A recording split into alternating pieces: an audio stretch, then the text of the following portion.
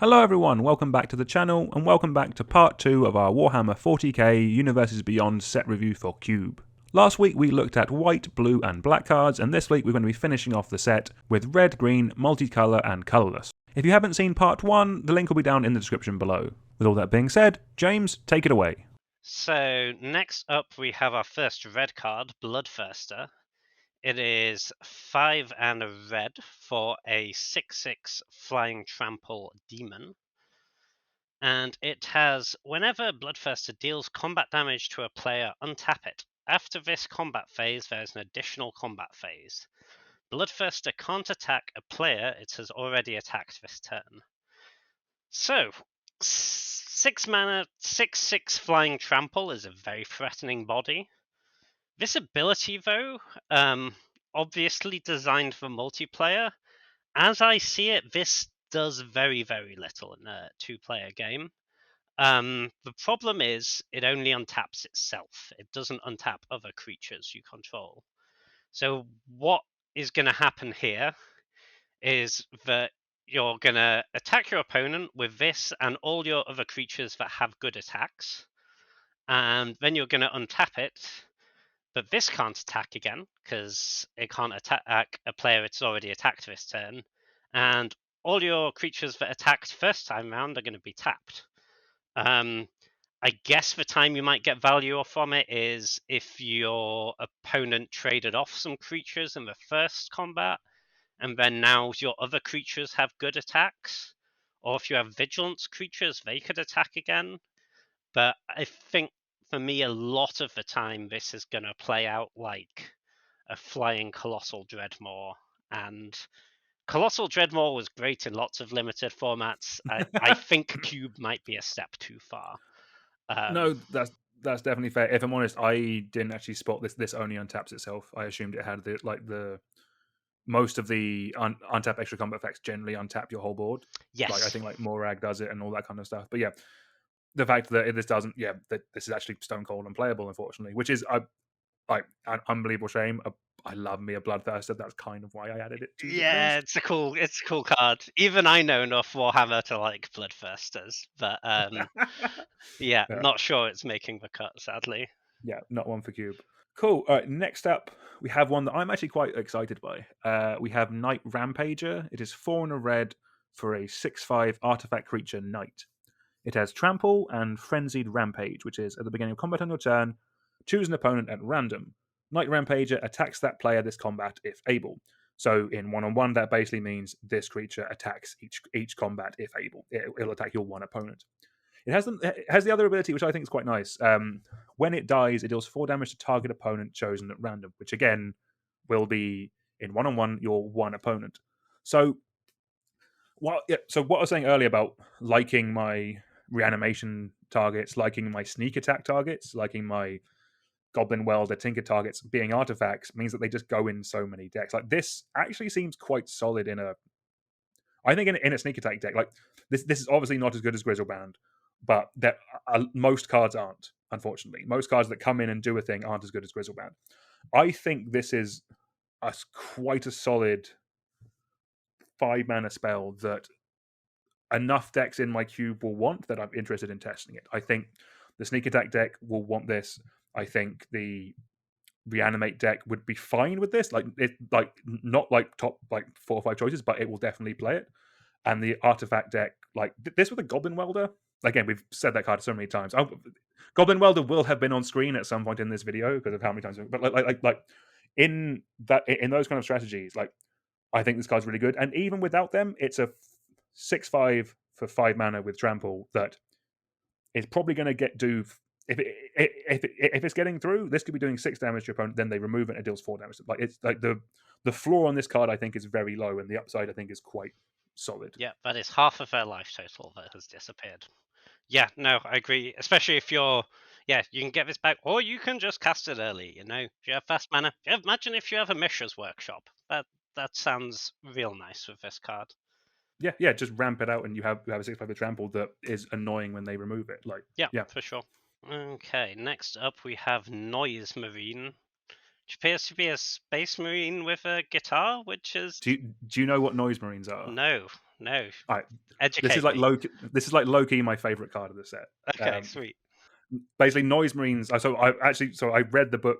I read one of the Horus Heresy books where they actually go into this. Basically, they worship. I want to say I think it's Slanesh and Emperor's Children. I believe it is. They all like with most Chaos gods, they went a bit mad, and kind of one of the ways that they expressed themselves when they were a good legion was through art.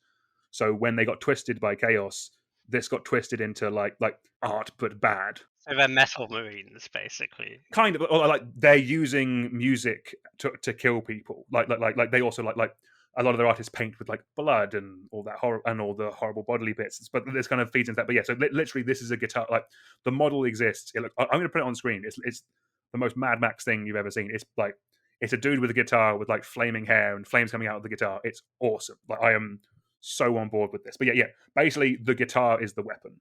This sounds incredible. I think you should take this card. Yeah. Okay. All right.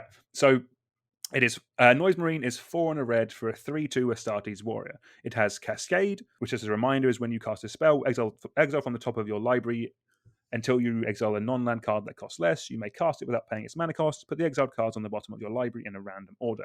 It also has Sonic Blaster. That is the guitar gun, I guess.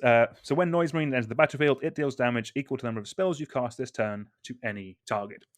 So the closest comparison, if you're playing this normally, is a Flame Tongue Kavu. So Flame Tongue Kavu, I think, is 3 and a red for a 4/2 that deals 4 damage to any creature. I think I might have that right. I might be off on one of the stats somewhere. But so on its base level, this is like that, but this kind of draws you a card. Because of the Cascade, it brings another card along with it. Because of the way this card is worded, just by itself, this will deal 2 damage to any target because it counts itself and it counts the card you're cascading into, which I think is quite nice. So basically, you're trading 2 points of power to any creature for 2 points of damage to any target. If you cast more spells this turn, this will obviously deal more damage. Like if you've cast like a cheap cantrip or even a 0-drop cantrip before this will then add to that. So one of the things I want to ask you about, James, there's a word that I want to say to you. What do you think about this in Storm? I was going to say, I think it's maybe telling of our preferences that you were talking about Flame Tongue Kavu, and I wrote down for this really expensive grape shot. Yes. Yeah, it's a really expensive grape shot. Mm-hmm. But if you need a grape shot, it's a grape shot. Mm-hmm. The thing is, in Storm, you're probably not sort of using the fact that this is a creature and gives you that body particularly, and Mm-hmm. your Storm decks are often Cascade's a little awkward because makes you want to cast your cards in a very specific order at specific times. Having the random one off the top of your deck, it could situationally be great, but a lot of the time it's not going to be.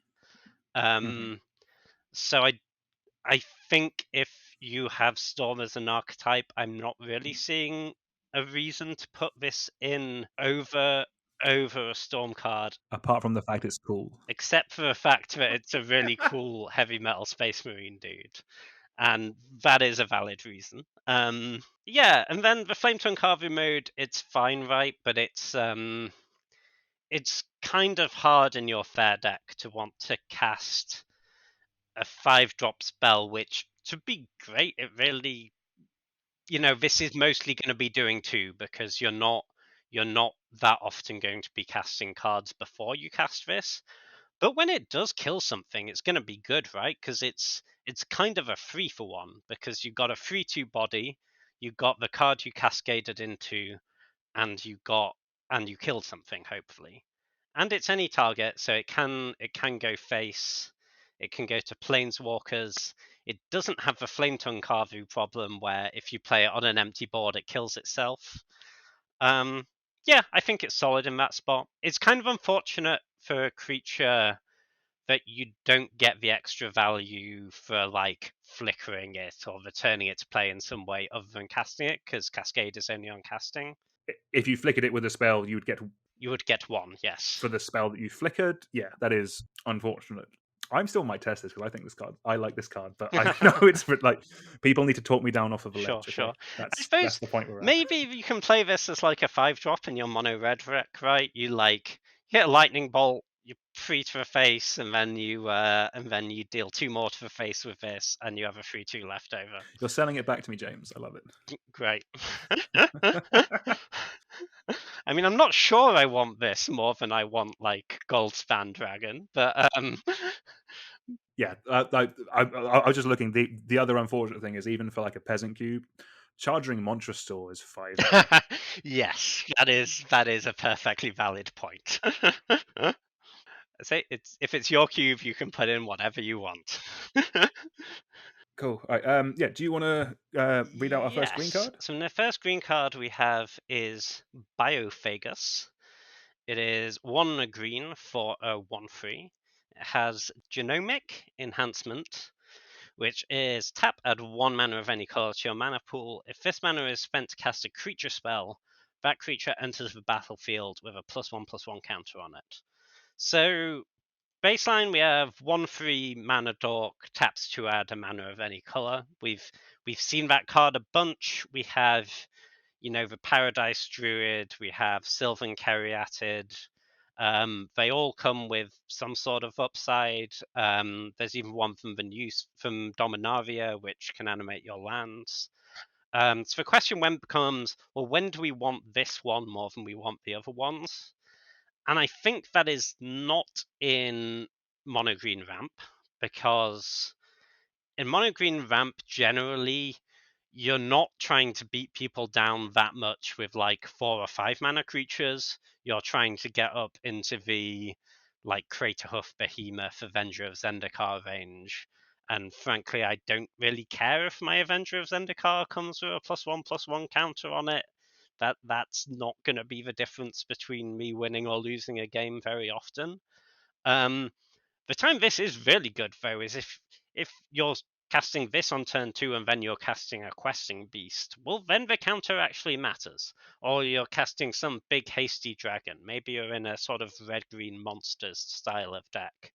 So I think, you're more into this in the sort of deck that is trying to kill your opponent with 4 and 5 drops more than 7 and 8 drops.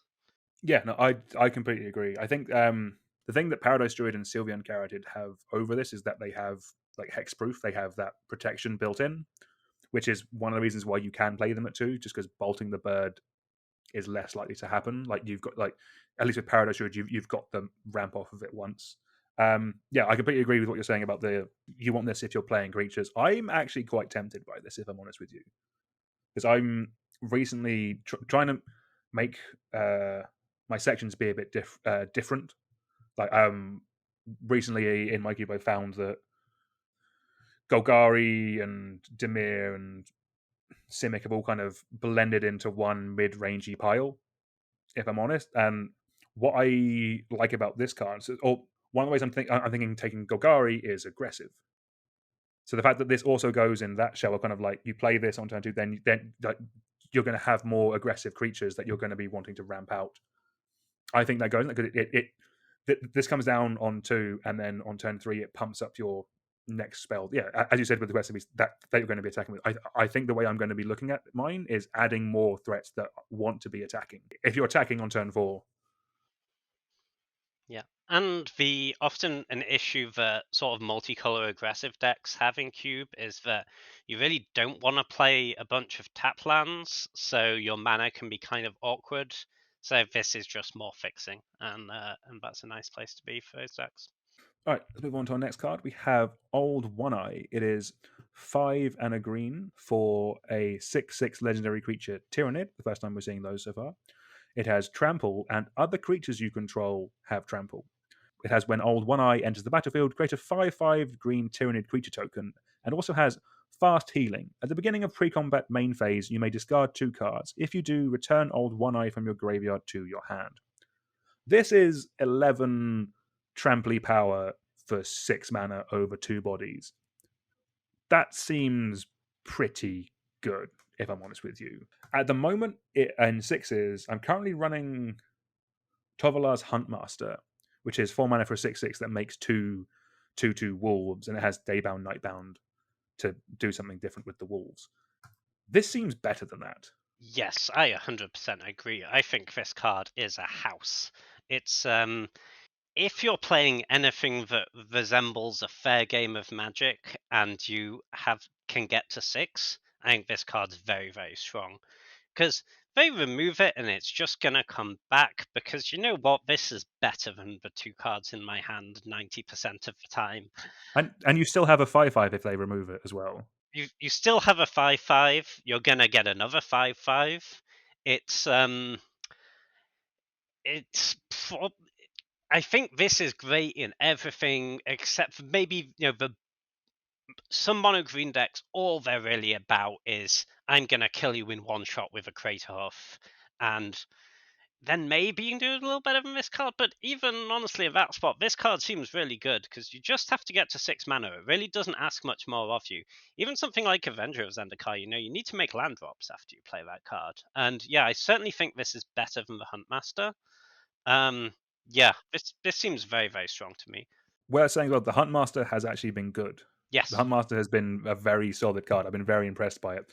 This is like, without playing with this card, this seems a step above, and probably one we're going to have to be jamming in, I think. For sure. An absolute nightmare for anyone trying to manage your green decks with like counterspells and removal. Because often the times you can lose with those decks is you just top deck poorly, right? Because you're on turn 8 and you're drawing mana elves, and you can just discard your elves to get this guy back. And it enables madness, James. It sure does. It sure does. Frankly, I'm not sure I care about my fiery temper that much if I'm casting Alt One Eye, but yeah. Fair point. Fair point.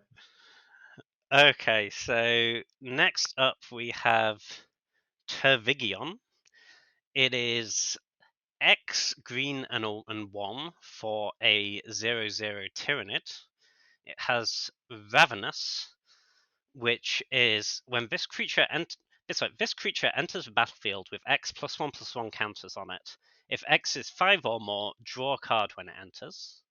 Has Trample, and it has whenever Tervigion deals combat damage to a player, create that many, not just one, that many 1/1 green Tyrannid creature tokens.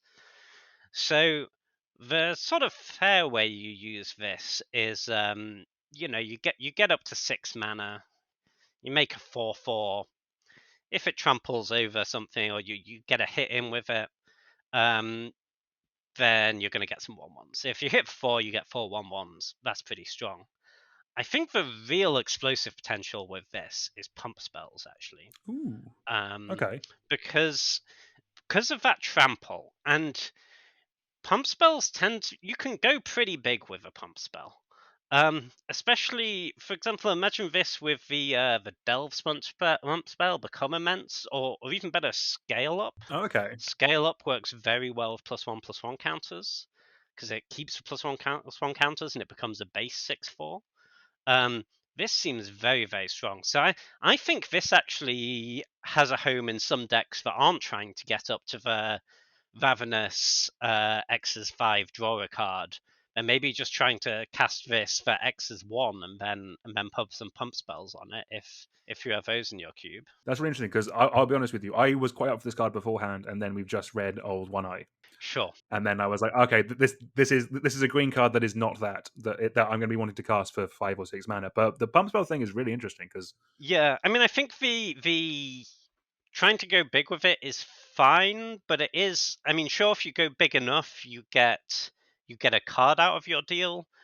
But if you're casting this for 7 or 8, you're in kind of tough territory in terms of the competition there. I think you can do better than this card if that's your main plan. But for example, imagine you go like Elf into this 1/1.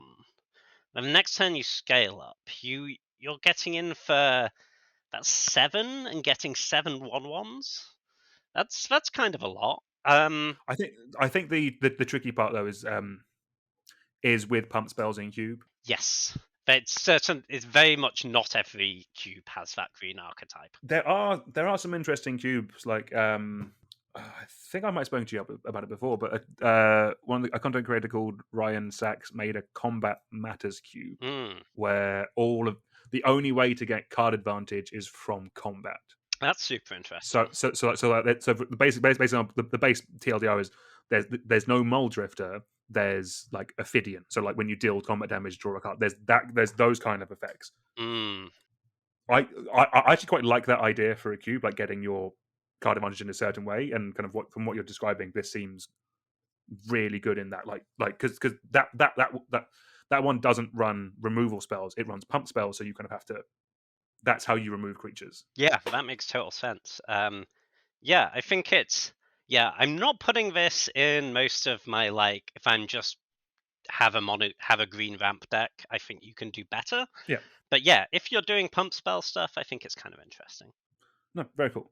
All right, let's move on to our first multicolored card. We have Assault Intercessor. It is 1 white-black for a 3/2 Astartes warrior with first strike, menace, and it has an ability called Chainsword.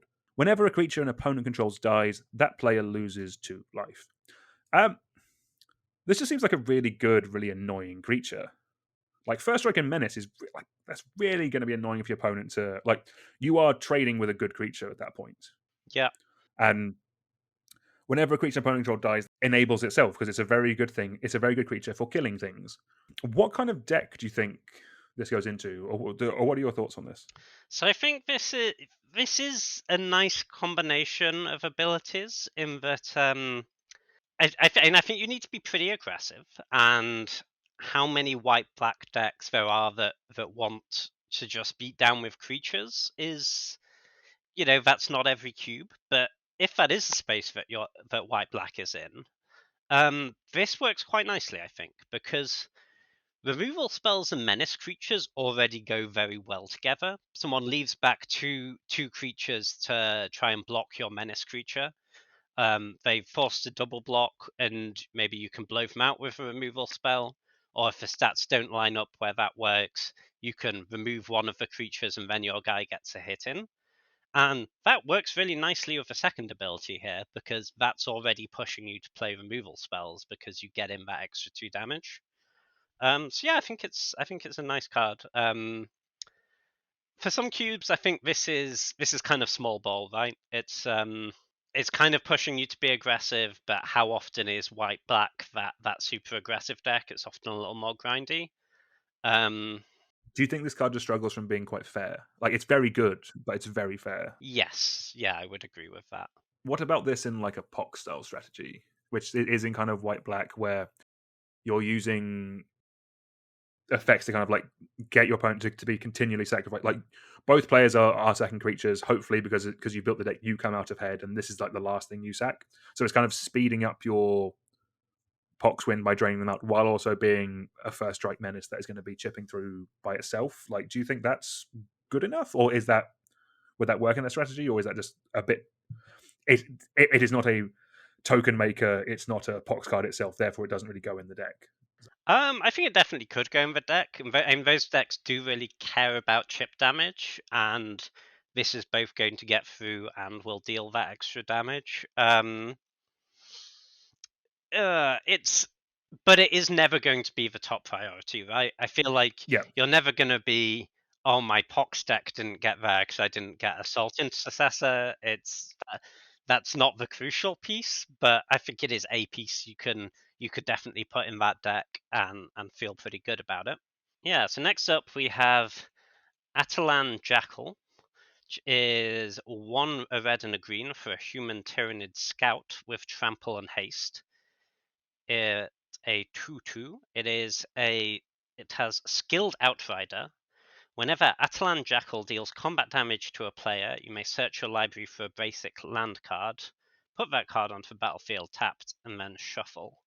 So this is interesting. It's sort of a strange combination of aggression and ramp. So I think, yeah, it's kind of specific the decks this wants to go in, but imagine you play like Llanowar Elves into big scary 5-drop. That's really good. Yeah, it has the awkward thing of you draw it later, it's often not going to be able to get through, and you'll be like, I kind of wish this was just like a rampant growth or something. But if you're in that aggressive red green deck, like elf, this dragon, that's going to win a hell of a lot of games. Um, I like it. I like it. I think it's probably a card that it won't go in every cube by any means, but I think there could definitely be space for it. Yeah. No, I think if you're doing kind of like landfall aggro, so if you're running like Rushfire Elemental or Yeah, I was thinking about that, but it's a bit awkward that you get the land after it's dealt damage, right? oh, you get it afterwards. Sorry, yeah. No, you're quite right. Yes, yes, I didn't think about that. Yeah, I just But it will trigger your other landfall effects, right? The landfall deal damage type effects. It will work well with. Yeah. Hasty Trampler though also good if you're playing pump spells, I suppose, as we discussed the other card. But that's yeah. I mean, good with equipment. Stick a Jitte on this or something. Or go to town. I mean, I feel like that's a Gao of Jail free card for any. Oh, you know what's great? Suntail Hawk. If you put a Jitte on a Suntail Hawk before, it was amazing. It won me the game. Okay, fair point. Fair point. All right, let's move on to our next one. So we have Calidus Assassin.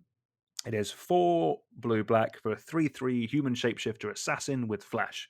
It has polymorphine, which is you may have Calidus Assassin enter the battlefield tapped as a copy of any creature on the battlefield, except it has, when this creature enters the battlefield, destroy up to one other target creature with the same name as that creature. So this is an effect that we see quite a bit with Dimir, kind of the using your opponent's stuff against them. I'm kind of thinking of like Hostage Taker, not really Thieves' Sanity, but in the same wheelhouse as Thieves' Sanity, kind of Gonti. What's nice about this is it does just give you the creature straight away. There's no additional like casting. There's no additional hoop to kind of go around. 6 mana, you just get their base creature, and it is also an ETB effect, so you do just get it.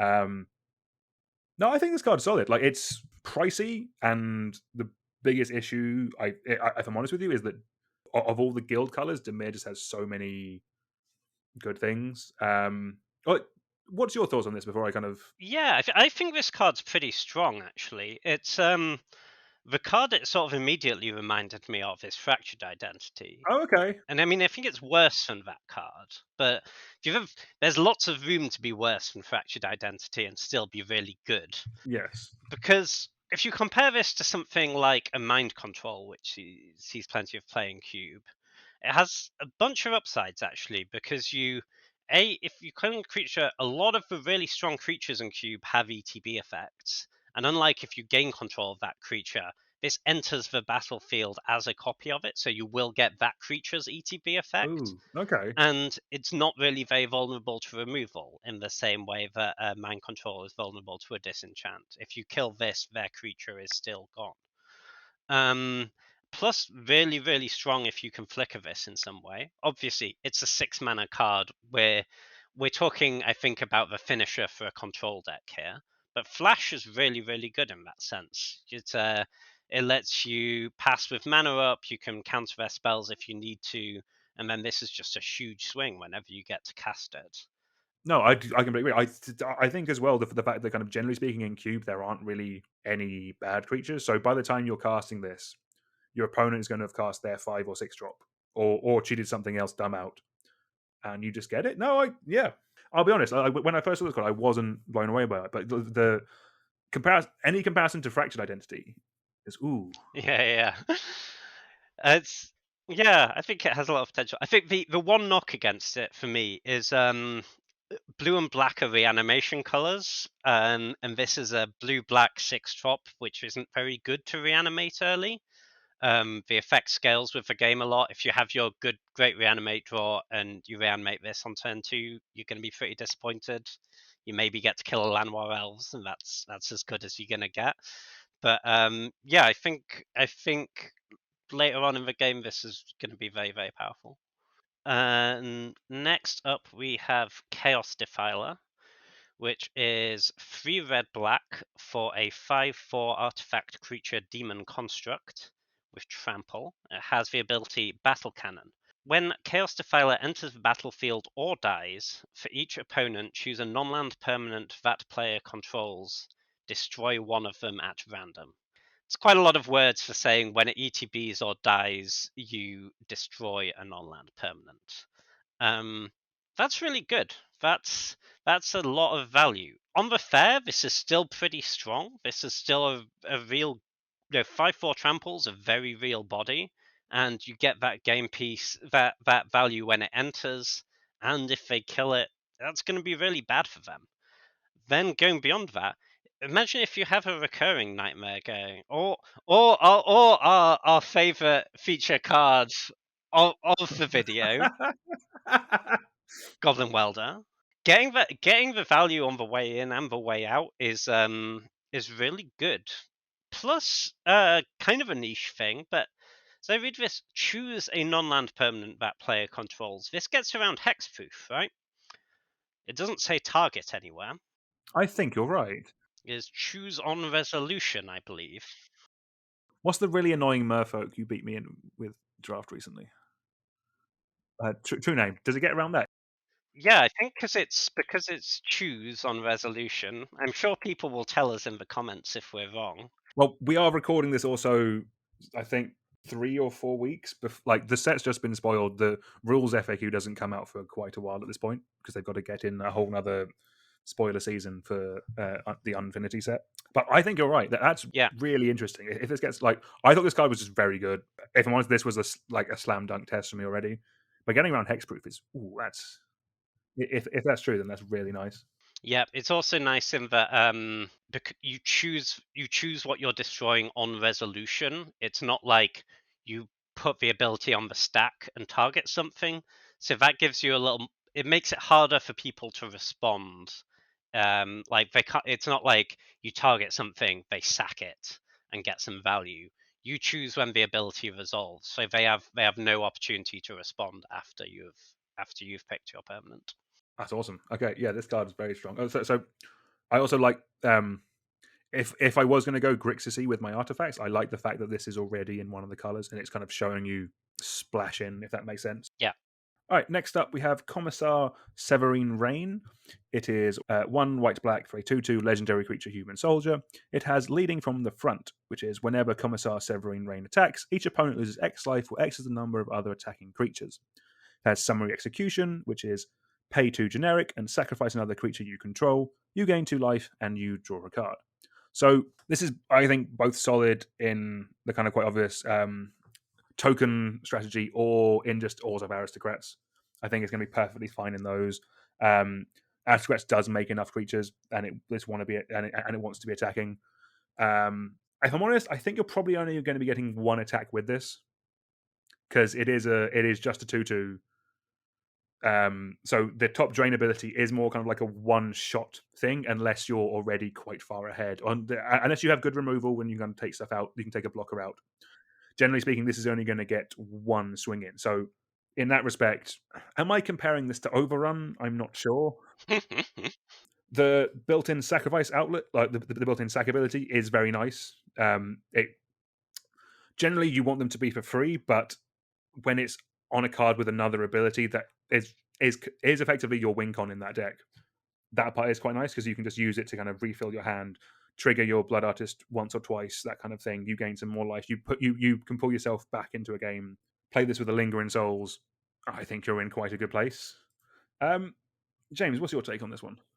Yeah, I like it a lot. I like that the two abilities, they both go really well in the token deck, but they're good in very different situations. The top one will end the game really quickly if you're ahead. So often it will get in the last 5 or 6 points, make an attack lethal that otherwise wouldn't have been.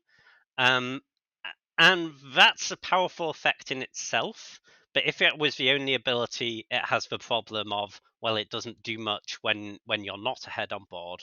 And the second ability really solves that because it if you're getting beaten down, it gives you the option, you can trump with your token, sacrifice it, you gain some life, you draw, you you can find a way out of that situation. You can find your removal or your more token makers. So yeah, I think this is quite a strong, quite flexible card if you're in that tokens archetype. Yeah, no, I'd agree. Yeah, and I think tokens is a nice way of going with also. It also just naturally goes in with what the colors are quite good at anyway. You can have also being your token colors and also just still have blood artifacts, and then you have a whole artifact deck just naturally in there as well. Yes. So the next one we have is, this is just an English word that I can't say is the bad thing. This isn't a Warhammer word. Okay, let's epistolary. That can't be right. Epistolary librarian. That was a trial. Okay, let's see if it's good after that. Epistolary librarian is 2 white blue for a 3/4 Astartes wizard, and it has the ability Veil of Time. When this creature attacks, you may cast a spell with mana value X or less from your hand without paying its mana cost, where X is the number of attacking creatures. Okay, so we're talking about, and I was talking about the previous card, how it was good in multiple different situations. I think this is the exact opposite. This for me has a pretty high setup cost. You can imagine the scenario when it's really good, right? You're swinging with 6 creatures, you cast some great spell from your hand, but you have to have so many different things going on there. You have to be going really wide and have a spell that's worth casting that you couldn't have just tapped your mana and cast. You have to be going wide in your blue-white deck as well, Yes. which is not it's not what those colors is generically known for as well.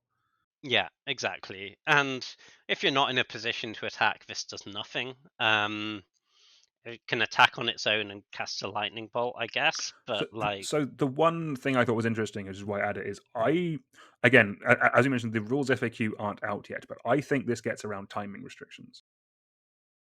yes. So Yes, being able to put in a creature or putting an enchantment or putting a planeswalker is interesting. It gives it some more utility. It doesn't really help you with that combat unless you're putting in like a saga that buffs your creatures or does something, that kind of thing, or you're putting in a creature with an ETB effect. But generally, yeah, I thought this guy was interesting because of that ability to kind of muck up when people are expecting you to play stuff. That part's interesting, but yeah, I'd agree. It's a bit overcosted for a synergy that these colors aren't going to have much use for, basically. Yeah, for sure. I'd like it more if it was in a color with more acceleration, because I guess this could potentially snowball. But yeah, it seems like everything has to be going right before this card becomes good, and when that isn't the case, it's pretty bad, I think. The one thing that's worth saying, and almost certainly won't matter, but this does kind of work with the suspend spells that don't have a mana value, right? Oh, that's cool. Yeah. You can attack and cast your living end, I guess. Seems unlikely to be good, but it is a way you can cheat that mechanic. Well, the one that draws you 3 cards, that's your way of having... Yep, Ancestral Vision, that works. Setup cost is very much still there, but worth noting. Yes, no, setup card is still very niche, yeah. But like for Commander, I think that is quite good to know. Oh yeah, this card looks sweet in Commander, and I suspect that is where it should stay. Yes. All right, let's move on to our next one. We have Exalted Flamer of Zeech. Until the spoiler season, I definitely thought that was pronounced Zejench or something like that. But it is 2 blue and a red for a 2/4 creature demon. It has Sorceress Inspiration, which is at the beginning of your upkeep, return an instant or sorcery card at random from your graveyard to your hand. It also has Fire of Tzitz, which is whenever you cast an instant or sorcery spell, Exalted Flamer of Tzitz deals 1 damage to each opponent. So I really like this card. I like it because it has 2 good effects that the instant that the Spells Matters deck wants stapled onto one. It has that Goblin Dark Dweller style effect that you can bring back a instant or sorcery like at random, but you are still getting back a spell that you thought was good enough to cast at random from your graveyard to your hand. And then it also has the ping effect that just chips away at your opponents while you're just generally playing your deck. I quite like that. So there's this card, and in the Dominaria United you had Haughty Djinn, which is a similar type of thing, which was a bit different. That had cost reduction and buffs its power and toughness. That and this both do, I really like them because, yeah, as I said, they do two things that we already have. It staples them together, and it gives you with something that's definitely more interesting and something that's also worthy of a like guild slot. Basically, I could see myself running this in my Izzet section as a signpost card to let people know the spells deck is there. Go ham and draft it. Yeah, I like it a lot. It's a really nice value engine. I think. See, you look at it, and it screams out, "Is it spells?" This also goes great in like a Jeskai control deck or something. You because as you say, it doesn't actually ask you to have like 10 spells in your graveyard. It asks you to have a spell in your graveyard, which is good and worth casting. In fact, it's in some ways better if you only have one because you kind of know what you're getting. Exactly. Yeah, yeah. Imagine you just have a counter spell and you get it back every turn. Oh, that's so miserable. Yeah, it's gonna be so demoralizing for them. It'll be great. No, I think the card's strong. It's obviously like it has the issue of it's a 4-mana creature. It doesn't really do anything until your next upkeep. So if they just kill it, then with a Swords to Plowshares or something, you're feeling behind on the exchange. But so probably it is better in a deck with other creatures. Yeah, if you're in straight control and you don't have anything else, then they're going to be like, oh, thank God, I found something to use my removal spell on, and they kill it. But no, if you're overlaying removal, I think this is pretty strong. It's a nice engine card. If this sticks around for a few turns, it's going to be really tough for them to win the game. Okay, next up we have Hellbrute. Hellbrute is 3 black-red for a artifact creature Astartes Dreadnought.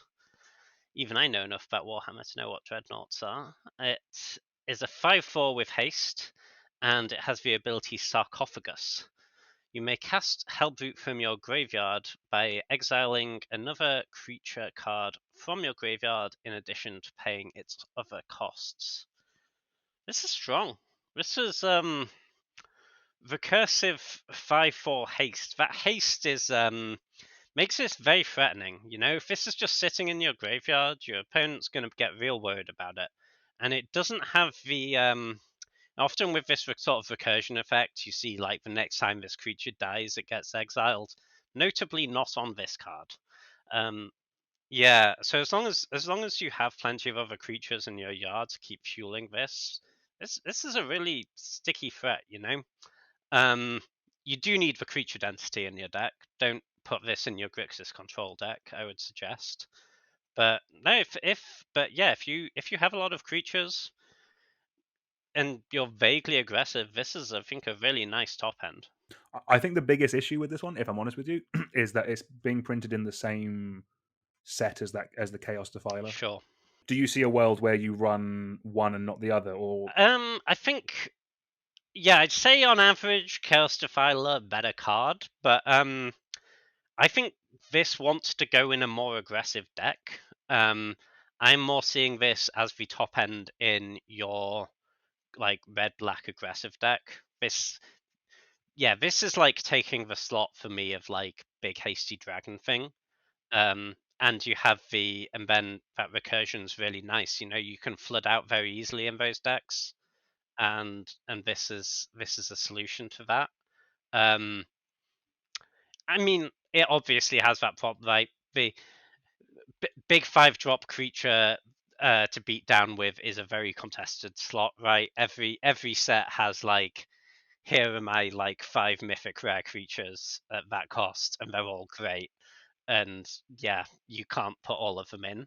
I think this is a fine one to put in, and yeah, I like that recursion a lot. All right. Our next card is Magnus the Red. It is 3 blue and a red for a 4/5 legendary creature demon Primarch. It has flying and unearthly power, which is instant sorcery spells you cast cost 1 less to cast for each creature token you control. And then Blade of the Magnus, which is whenever Magnus of the Red deals combat damage to a player, create a 3/3 red spawn creature token.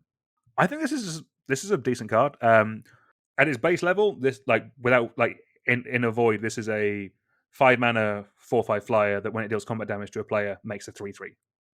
That's pretty good. You're probably going to be running this in a deck that has your Young Pyromancer effects, has your Sahili effects. That's making you tokens anyway, like your Popper Stitches.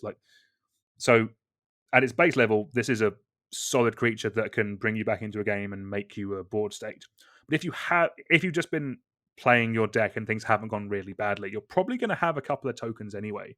If this can come out and then the next turn starts reducing some spells, you could just be winning the turn after you play this. That's kind of like the best case scenario for this card. Yeah, the body is very strong here, right? 4/5 flyer is hard to kill. It's hard to block. The tokens thing it has a lot of upside. Especially if you're in a spot where, say, you can play this when you have 6 mana and you're passing with like some sort of interaction up.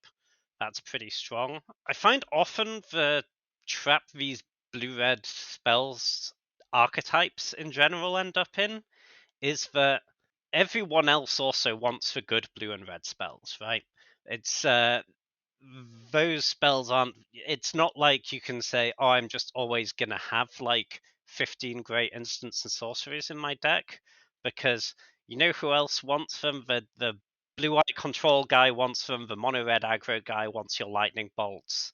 Having said that, like if you do get there, this has potential, but yeah, it's very.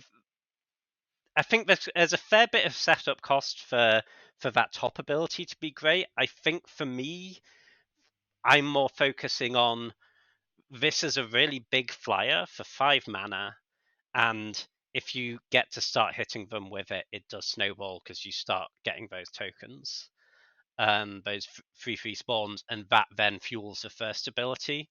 I think playing this with a bunch of pyromancers and stuff, like, yes, it will come up and it will be good when it comes up, but I don't know if that's like the whole thing this card is about.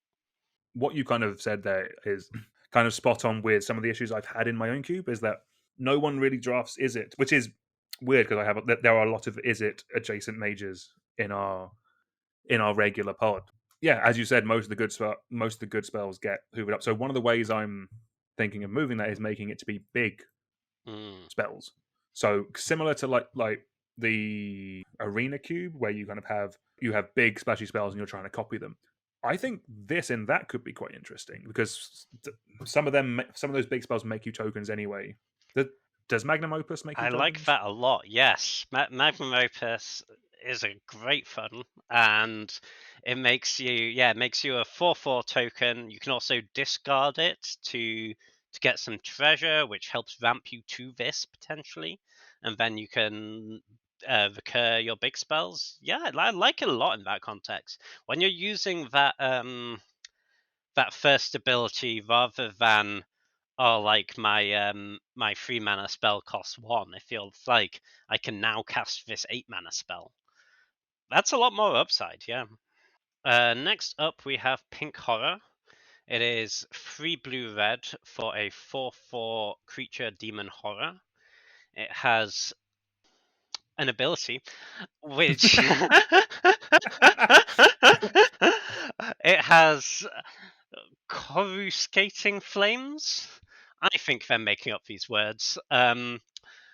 Whenever you cast an instant or sorcery spell, Pink Horror deals 2 damage to any target. Like that a lot.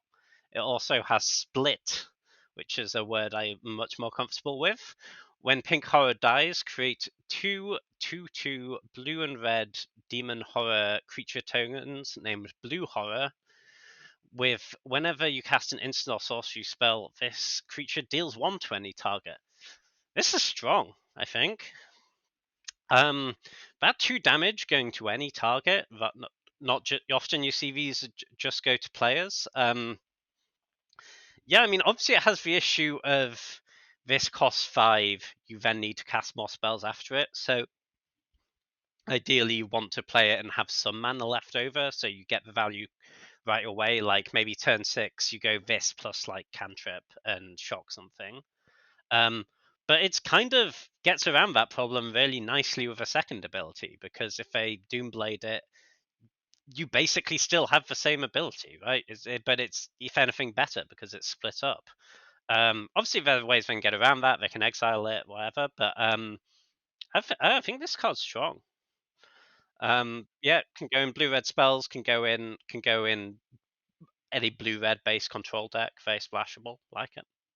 Yeah, I like this card. The one thing is, I think it's a bit pricey. The one downside I could see is you may have used most of your cantrips and cheap spells to get to the point where this comes out.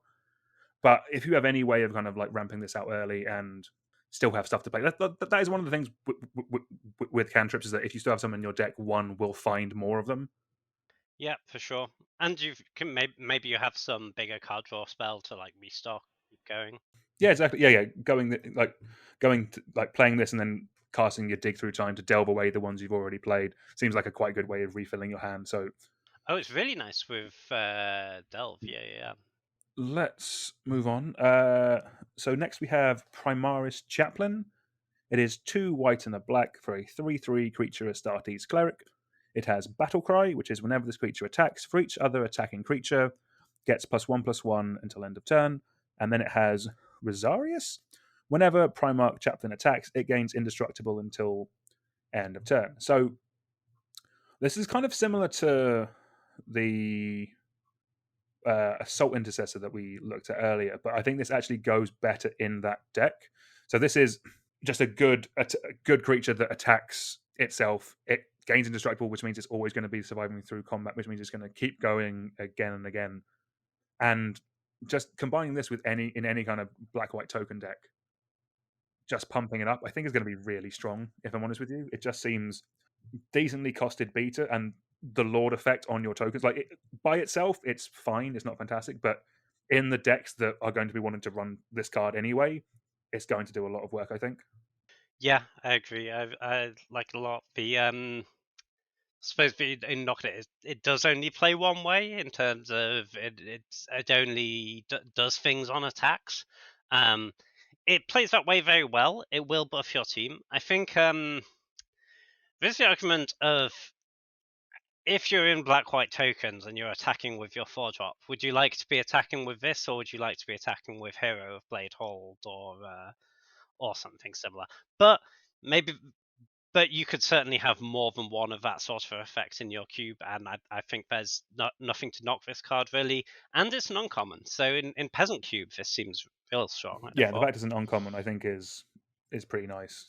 Like, yeah, as we've already spoken about, like Lingering Souls is an uncommon, like that with that seems fantastic. Okay, next up we have Shadow in the Warp. It is 1 a red and a green for an enchantment. The first creature spell you cast each turn costs 2 less to cast. Like that effect, whenever an opponent casts their first non-creature spell each turn, Shadow in the Warp deals 2 damage to that player. Okay, so strong card. Obviously asking you to just play a lot of creatures. That's generally something red-green is pretty into anyway. Also, notably, often you see this sort of effect, the second damage effect. Normally they're symmetrical. This is not. This doesn't actually punish you for playing non-creature spells. Obviously, you're only getting the buff from the first card when you play creatures, so you want to be pretty creature heavy. But seems pretty strong. It is a bit like in your red-green creature deck. Do you want to play this card, or do you want to play a creature on that turn and start beating down with it? Yeah, no, exactly. Like it kind of in that respect compares to, what's the one that gives your creatures riot? It's one green red for an enchantment. Your creatures get riot. Oh, sure, I yeah. think they might get another ability as Yeah, I well. mean, that sort. Yeah.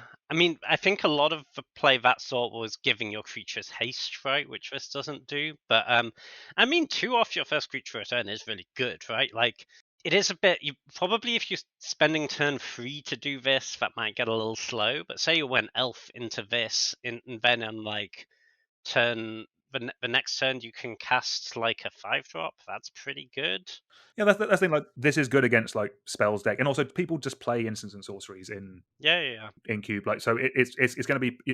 You are guaranteed to be pinging your opponents, but also even if your opponent is playing a more creature-based deck, like, yes, you're taking turn 3 off for this, but then you're in theory jumping 2 mana ahead, and you're in green, and as you said with the ramp, so this puts you behind a turn. If you can then follow this up with a big creature or with something to kind of like, I don't know, cast Goblin Rabblemaster for 1 and then play something else, like, that seems pretty solid. Yeah, certainly I think it's a strong card. It's worth noting the second ability is only their first spell each turn, so it doesn't like hose a storm deck in the way that like an Eidolon or something does. But it is still going to chip in a decent chunk of damage. True, but if they're removing something on your turn and then play something on their turn, they get pinged both times. Like, it will. This will add up quite a lot, I think, actually. Yes, for sure. Yep, seems strong. I like it. Awesome. All right, next up we have the first Tyrannical War, which is 2 green, blue, red for an Enchantment Saga. Chapter 1 is you may put a creature card from your hand onto the battlefield. If its mana cost contains X, it enters the battlefield with a number of +1 counters on it equal to the number of lands you control. Then Chapter 2 and 3 are double the number of each kind of counters on target creature you control. So I added this one to the list. I think that this one could be quite good. I quite like Temur being the color of big cheat things into play. Like, you have Show and Tell, you have Eureka. Like, obviously those cards aren't good in like the Mitgo Vintage Cube, but I think in like the Legacy Power level or lower than that, they are still quite strong. Like, you're spending 5 mana to put something into play. If I'm honest with you, I don't care about if it mana cost contains X, put counters on it, or chapter 2 and 3. I would play this purely as a 5 mana put something into play. Like, it's basically a slightly harder to cast Through the Breach that could have the potential, if you are doing any kind of +1/+1 counter stuff, to make your creature obscenely huge. Yeah, I can see it. There's I think you can go a lot of ways with this. Yes, you can certainly do it as like a one-sided show and tell for your creature, right? And ignore the rest of it. That seems perfectly fine. There are definitely ways to abuse the counter thing, I think. Like, imagine you put a Walking Ballista in with this, right? Ooh. You're on 5 mana, presumably you have 5 lands. So you have a Ballista with 5 counters on it. It's going to go up to 10. And then it's going to go up to 20, and then they're going to be dead. Ooh, okay, that's very spicy, James. I do like that. Yeah.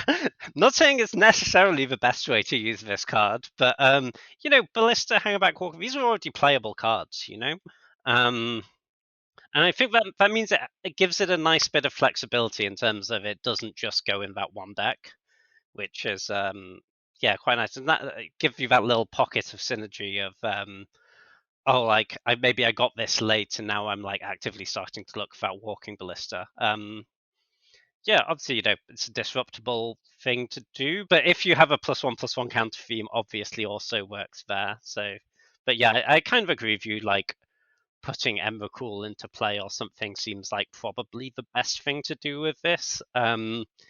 Show and Tell in Cube tends to be a bit of a trap because there are just a million ways for it to go wrong for you, and generally you have to untap the card. So this is a one-sided show and tell. Like, yes, it's more expensive, but it does get around that problem. Okay, next we have the Lost and the Damned. It is 1 blue-red for an enchantment. Whenever a land enters the battlefield under your control from anywhere other than your hand, or you cast a spell from anywhere other than your hand, create a 3/3 red spawn creature token. Okay, this does some things. So I think if you have Crucible of Worlds in play, for example, this is a lot. Also, this just says a land enters from anywhere under your hand. You also just get it off the fetch land. So say you have Crucible in play. You play your fetch land out of a graveyard. That gets you a token. You then go and fetch another land. That gets you another token. So there's some setup there, but I think it's powerful. Also, there will be incidental ways to trigger this with like escape from the wilds and the like, but you want that sort of engine to go along with it, I think. The second part, whenever you cast a spell from anywhere other than your hand, I think we saw that on the card earlier. So again, works with Madness. It is a bit like that part is harder to get your token straight away. So you're kind of taking a turn off to do this. But in the right spots, that might be okay. It is uncommon, so maybe this is a thing for Peasant Cube, although I don't know if you have those other pieces to go along with it as much there. But yeah, there's plenty of land recursion available. We have Ramnap Excavator and the like. I think this card could be pretty interesting. The fact that this could, in theory, be a win con for like the 4 or 5 color land deck seems quite nice. I'll be honest, the way when I saw this, the first thing I was thinking of is Burning Vengeance. Oh, that's spicy. Because Burning Vengeance wants you to that's a card that pings your opponent, I think, when you cast a spell from your graveyard, which this Sure. will do. And you also have Ominous Roost, which makes you 1/1s when you do the same thing. Those are all uncommon, which is quite nice. So I am wondering, is this, do you now have the density in Peasant to make is it be like the Burning Vengeance deck? Because you effectively have 3 of them now. Like this makes 3/3s, but they have to attack to actually get the damage in. Burning Vengeance always deals 2. The 1/1 flyers are the weakest, but they will probably get through because they have flying. I quite like this card, if I'm honest with you. Unfortunately, I don't think it's there at the power level for like my like Legacy Plus or like Vintage Lightstyle Cube. But what you're saying about the fetch lands is actually quite interesting. Like, yeah. It also works with like if you had Scape Shift, for example, on the cube, or Primeval Titan. That's also going to get you 3/3s. both of those are in the cube. Yeah. See, I like this card. Like, It'd be a spicy one. Yeah. This one this one could be a test at some point in the future. Like if there's another set with like Flashback or something like that. Cool. Next up, we have the Ruinous Powers. It is 2 black-red for an enchantment. At the beginning of your upkeep, choose an opponent at random. Exile the top card of that player's library. Until end of turn, you may play that card and you may spend mana as though it were mana of any color to cast. When you cast a spell this way, it only loses life equal to its mana value. So this is another enchantment in the set that comes down and doesn't do anything the turn it comes down. For a whole turn cycle, you're taking turn for off to do this, which isn't great. If I think if you're ahead or at maybe even at parity, like if you can be at parity the turn after this comes off, so you are taking a turn off. If you are at parity or ahead by that point, I think you're probably winning that game. Because again, there aren't really bad cards in Cube, so you're just going to be playing stuff off of their library. This could be a card that leads to a lot of like very fun stories and leads to being like, oh, they stole this from me, that kind of thing. Where I don't like this card is that it's almost like another copy of like Phyrexian Arena, but you pay 1 more in a guild color to get a card off your opponent's deck. Like the drain is nice, like that part is nice. But I think the biggest part, the biggest comparison, and I think where this card falls down is, would you want this or would you want Gonti? Yeah, Gonti stabilizes your board a lot better. It's a recurring source of value, right? It's if you're playing that grindy game, there are decks that are going to have a real tough time beating this. It does fall down in that, in general, the story equity is real. I agree.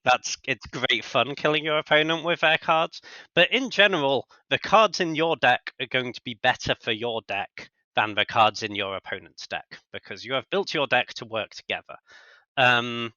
So if we compare this to something like Coercive Portal, which has a lot of words to say you draw an extra card each turn, and is generic to cast as well, and is generic to cast, and is an artifact which can matter. I think that's in general going to be stronger. I suppose it does trigger your the lost and the damned. Maybe that's the way to do it. James.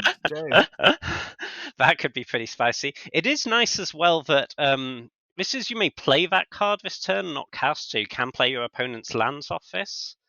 And it obviously mana fixes those cards. I don't hate it.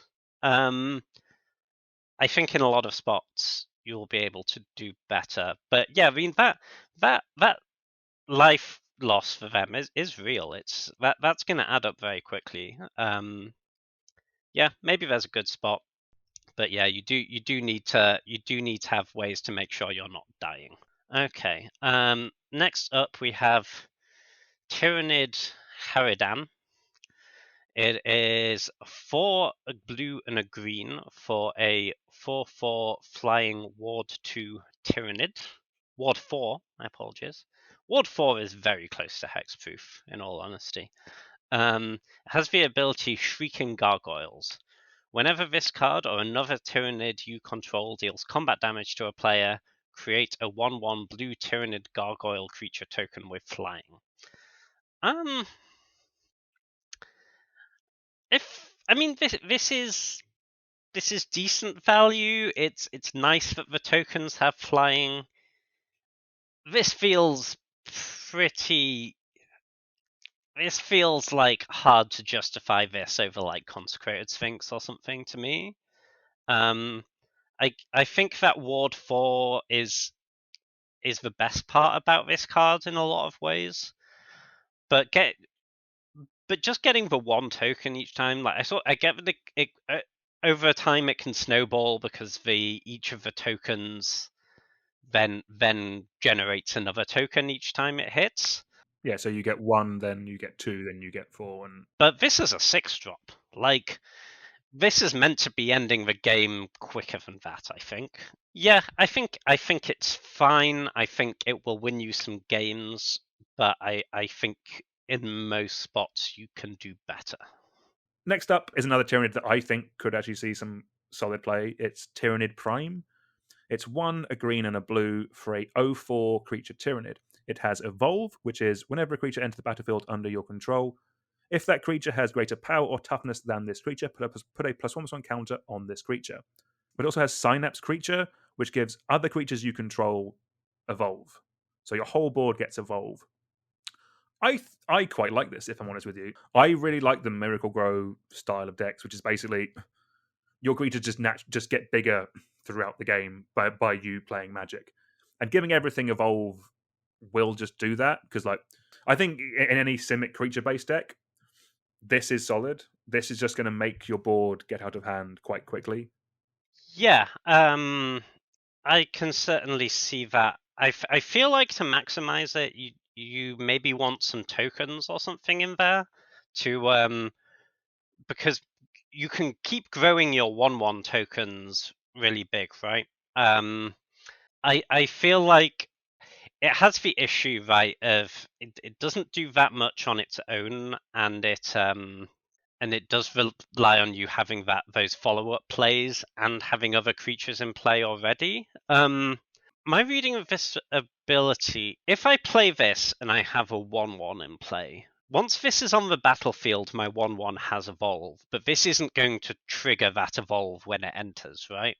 I think this will buff up your 1/1. That's the way I'm reading it, because it's whenever a creature enters battle and under your control, if that creature has greater power toughness than this creature +1 counter on it. If you're giving your creature that when it comes in, it'll have that, and then it'll see this creature come in as well, and then it'll grow. But doesn't it only have that once this creature is in play? This is something the rules FAQ will clear. But like, how do you feel if this comes in and puts a counter on all of your 1/1s?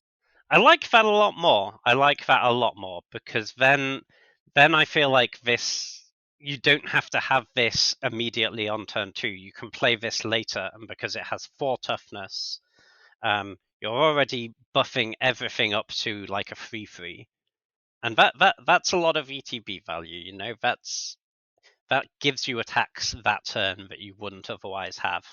I like that a lot more, and I think you might be right. And in that case, yeah, that bumps up this a lot for me because I like that it's giving you those attacks straight away that you wouldn't otherwise have.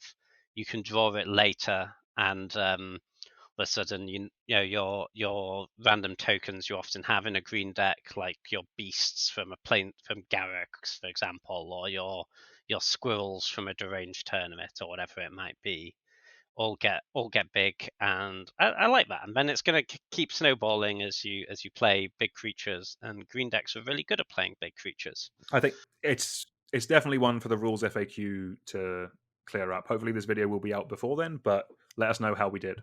Okay, next up we have Tyragon Prime. It is 2, a blue and a green for a 4/4 creature Tyrannid at uncommon. It has Subterranean Assault. Whenever Trigon Prime attacks, put a +1/+1 counter on it and a +1/+1 counter on up to one other target's attacking creature. That creature can't be blocked this turn. I think we're probably looking at one for Peasant Cube here. Yep. But I do think, but it does look pretty strong in that to me. This, especially if you're getting this out slightly ahead of curve, just on turn 3, this can snowball really quickly. Reminds me a little of like Anafenza, the Foremost, that put counters on other creatures as it attacked. That was one cheaper, but harder to cast color-wise, and I think this does a lot. Like, this hits for 5 even on its own the turn after you played it, and it's often going to be adding 6 there because it will be putting a counter on another attacking creature. Yeah, it seems like a strong thing to beat down with in a peasant cube. I think in non-peasant there are probably more powerful options, but I think in Sim again, Peasant, the fact that it buffs the creature and also makes that creature unblockable, I think is yes, going to be solid. You're just getting in free damage. And that's the thing, like just looking through Simic uncommons, it's a lot of value creatures. Like you have like Shardless Agent, like Trigon Predator, like Tatiova Benefit Druid, the one that draws. Like there's interesting ones. yeah. I think one there aren't many super powerful ones. Like maybe the Colossal Sky Turtle from Kamigawa is quite nice. Yeah, it's also in with that that unblockable ability. This can kind of break through a board stall, and even if it attacks and gets eaten, maybe it just gets a lethal attack through if you have another big creature in play. Yeah, no, seems strong in that context for sure. Right, so next up we have Zangor Shaman. It is 2 blue and a red for a 3/3 creature mutant shaman. It has flying and Sorcerer's Elixir, which is whenever it deals combat damage to a player, copy the next instant and sorcery spell you cast this turn when you cast it. You may choose new targets for the copy. So 4 mana 3/3 fly is a decent body. Copying spells is always fun, but this could be a little bit Windmore-y. I think you might just be wanting to play a spell in this slot, if I'm honest with you, or maybe the 5 mana Magnus that we saw earlier, if you are wanting to play a big flying creature in this slot. Yeah, it's cool. I like the ability to copy instant and sorcery spells, especially as I'm looking in mind to go with the bigger spells. But I think I'd rather have something a bit more reliable than having to deal damage every turn. Again, 3/3 fly will probably be getting the damage through, but It is eminently lightning boltable. yes, Yeah, it certainly has potential, right? Like curves nicely into a time warp that finishes the game. Yep. Yeah, a little conditional maybe, and I think the copying the big spells thing is like your Magma Opus is probably the first Magma Opus was probably enough, But yeah, no, I don't think it. I think if you're getting to hit with this in your spells deck, it will do really good work. And there is an argument that we say, oh, this thing doesn't get value if they have a removal spell. Well, if you play enough creatures that they have to kill, at some point they don't kill all of them, and this will get a hell of a lot of value. Like, even if you're not copying something huge, even if you're copying like a removal spell or a cantrip or something, that's totally fine. It's a nice little engine card. Okay, next up we have Zoanthrope. It is blue-red X for a 0/0 creature Tyrannid. It has Ravenous, which makes total sense. This creature enters battlefield with X +1/+1 counts on it. If X is 5 or more, draw a card when it enters. And it has Flying and Ward 2. And it finally has the ability Warp Blast. When Zoanthrope enters battlefield, it deals X damage to any target. So X being the cost we paid for it and the number of counts that come in on it. So I like the flexibility a lot here. So for 3 mana, we don't get a lot. We get a 1/1 flyer and we ping something.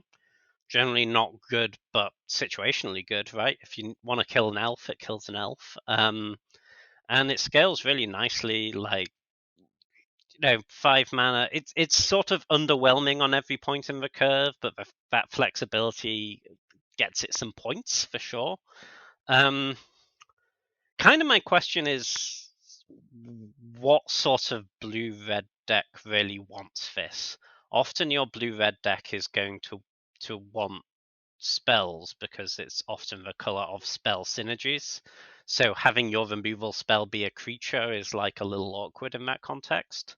The one thing with the whole Ravenous cycle is that it is all +1/+1. So, like, if your cube has +1/+1 counters going through the whole thing, like if you're running like the Ozolith and things like that, then cards like this do go up in value because you care about the counters.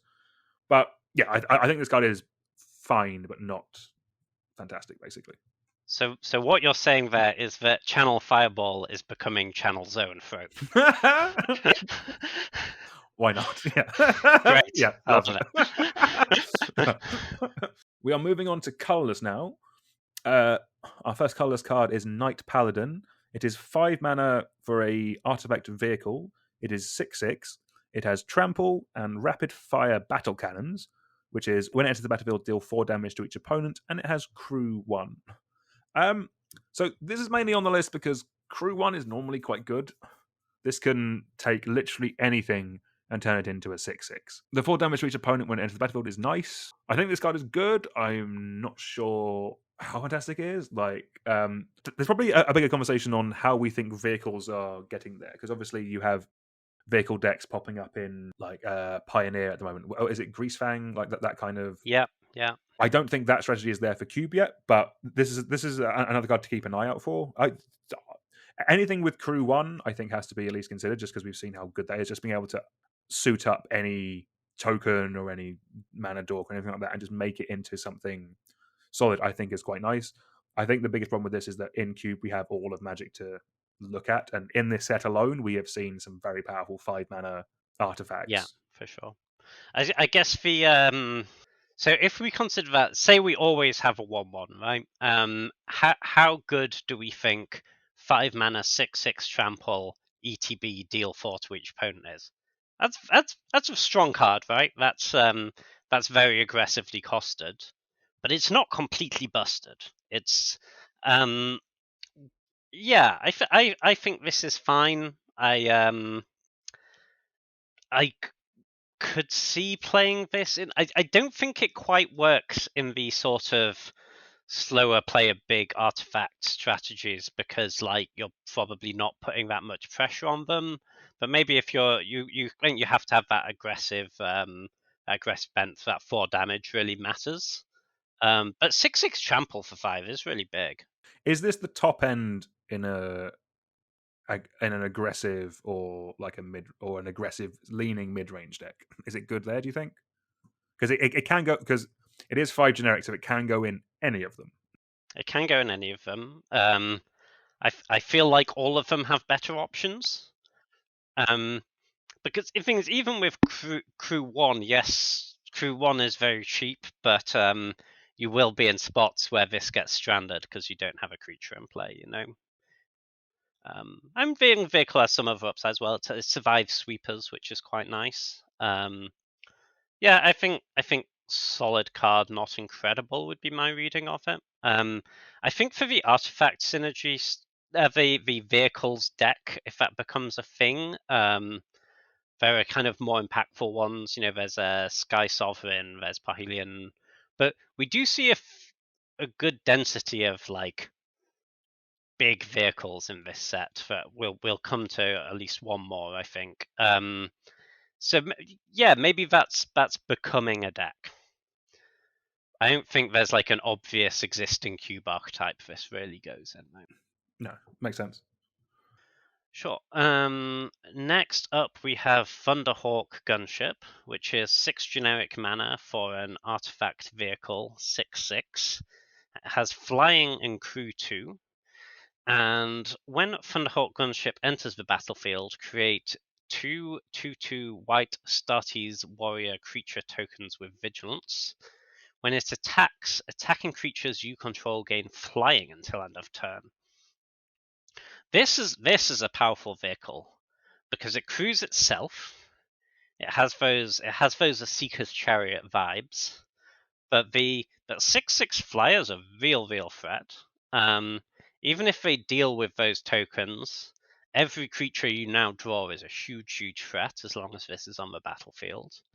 It also, like, getting those 2/2s, it does a lot to stabilize you. Like, this actually blocks quite well because it's it provides you with that power and toughness across multiple bodies, so it's quite hard to get through with removal. And then on attacks, I mean, giving everything flying, and this is a 6/6 is very strong. It's also kind of nice that the creatures have vigilance, so that, like, they maybe get to attack and then they can still crew this on defense. Having said this, it's are we playing this over Wormcoil Engine? Maybe not. No, exactly. No, that's the tricky part. But, like, I do think it's nice that the thing with this is, like, so it makes you 2/2s, and you only need one to crew it. So effectively, the next turn you're attacking for 8 power in the air. Like, that part is quite nice. I do like that. But yeah, you are correct. Like, it's not going in over Wormcoil. Battlesphere. It does make you some power, but as it does generally do more damage. But Battlesphere does a lot of damage. It also just makes you so many tokens. It enables a lot of your other artifact stuff really well. Like, if you've ever had a Mere Battlesphere and a Tolarian Academy in play, you'll know what I'm talking about. Yeah. Yeah, I think pretty solid card, but I'm not. It's a competitive slot, I think. All right, moving on to our last card, and moving on to lands as well. We have Tomb Fortress. This is a land that enters the battlefield tapped. It by itself can tap to add a black mana, and then it has the activated ability for 2 black, tap and exile it, mill 4 cards, and then return a creature card from your graveyard to the battlefield, activate only as a sorcery. So the black land drops that kind of do something similar. So generally, the kind of ones that you can kind of look at are Takenuma, Abandoned Maya, and Volva's Stronghold. Those both put the creature back on top of your library, like Takenuma does it once. Volva's Stronghold can do it repeatedly. How do you think this card compares against those? Just as because those are better in kind of grindy matches. This is obviously better in the redundancy for your reanimator deck. I think this is much stronger than both of those cards, actually. The fact that this goes straight into play, those cards tend to be quite those are tempo negative to use. Those are I'm taking a turn off to convert my land into some gas. And the Takenuma, yes, if you draw it late, it's nice, but if you draw it on turn 1 and you play it, it is now just a land in play. You can't cash it in later. Whereas this, you can play out on turn 1, and then on turn 7, when you're out of gas, this then gets back your best thing straight into play. I think this card's very strong, actually. It has some real Shelldock Isle vibes, I think. Probably less good than Shelldock Isle, because Shelldock Isle is very cheap to use, so even though it tends to be in the late game, you can do other things that turn. But this is very strong, and very unique as well. I don't think we've seen a land in black that does this sort of that has this sort of effect before. So maybe a very nice card for, like, toolboxy land decks as well. Like, I could definitely see, like, fetching this off a Golos or an Expedition map or something. Yeah, they kill your Golos and your Golos comes back. The fact you get your mill for as well is pretty nice. Yeah, like it's not the worst case scenario if you are just dead to rights and you have nothing else to do. Give it a go, see what you get. You might get something, but yeah, I think generally you're playing this in a deck where you've either already got your thing into play or you haven't drawn your primary plan. This is like the redundant get a creature back into play and try and start swinging with it. Yeah. I mean, it's not an explosive card, right? But this is the when you play that longer game, your opponent's dealt with a bunch of your threats. and you're like, oh, actually, this land I played on turn 1 that didn't really cost me anything. Sure, it's a tap land, but you can normally sneak one in without it costing you much. That's now the biggest threat in my graveyard. That's pretty strong, you know. Yeah, I think this card is. I think you will take it. I think it will go in a lot of cubes. I think people will take it highly. Good. Well, that brings us to the end of all the cards. Before we finish up, James, I just want to ask you. I've got kind of a rough idea of the cards I'm thinking from this because obviously I am overly hyped about this more than I probably should be. This is generally one of the most hyped I've been about releases in a while. I want your opinion on what you think, or what you, of what from this you would like to see added. What you think could make an impact, mainly to kind of like calm me down a bit, so I'm not just jamming in cards that have no. So I think there's I think this is a really nice set actually, or a set of cards, not a set of a traditional sets. I think there's a few that I think there's a nice mix of there's some cards that go in existing archetypes. I'm thinking like the big green 6-mana Tyrannid, Old One Eye. And I think there's some cards that maybe enable some new archetypes as well. I'd be pretty excited to play with some of the black artifact recursion stuff. I think particularly the Imotech for Stormlord. I think that's a very nice engine piece, and there's some nice support for it. And I think Poxwalkers is a really nice inclusion. I think if I had to bet on what card from this set will show up in the most cubes, I think I would actually go our very last card. I think I would say the Tombs Fortress, because I think it's it doesn't ask anything of you. And I feel like of the black utility lands available, this is maybe the best one. Maybe I'm way too high on this card, but I'm willing to be proven wrong. But that would be my pick for what shows up in the most cubes. But in terms of the cards I'm most excited for, I think the probably the black artifact stuff, and the red black Chaos Defiler I think is very strong as well. No, definitely, I completely agree. Yeah, I think for me, I'm going to start by pushing artifacts a little bit more into Grixis, so I can run some of the Tezzerets that already exist and look to running the Chaos Defiler in there.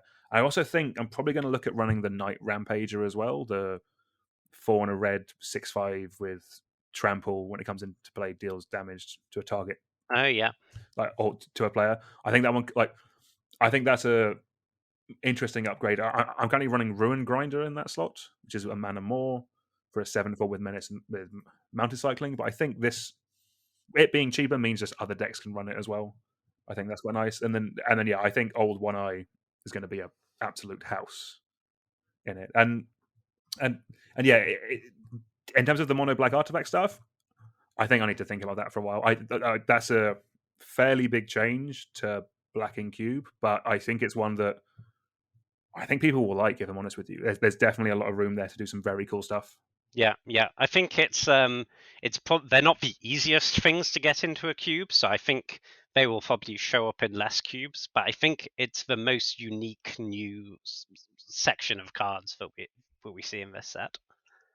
All right, wonderful. Well, that leaves me to thank you all very much for watching. James, thank you very much for joining. You've been fantastic. You've really kind of put me to shame in terms of Magic knowledge and. No, it's an absolute pleasure. Always happy to come and chat about Cube. I hope everyone enjoyed it. Presumably, if you're still listening at this stage, you at least found something good about it. No, honestly, there's been plenty of good stuff for us to talk about today, and yeah, it's been really great to have you here. So thank you very much, James, and thank you all very much for watching. Please like, share, and subscribe, all that good stuff, and do let us know down in the comments which cards you're going to be testing from this 40k Commander product. It does look like a ton of fun. But until next time, it's goodbye from me and goodbye from James, and we'll see you next time. Goodbye.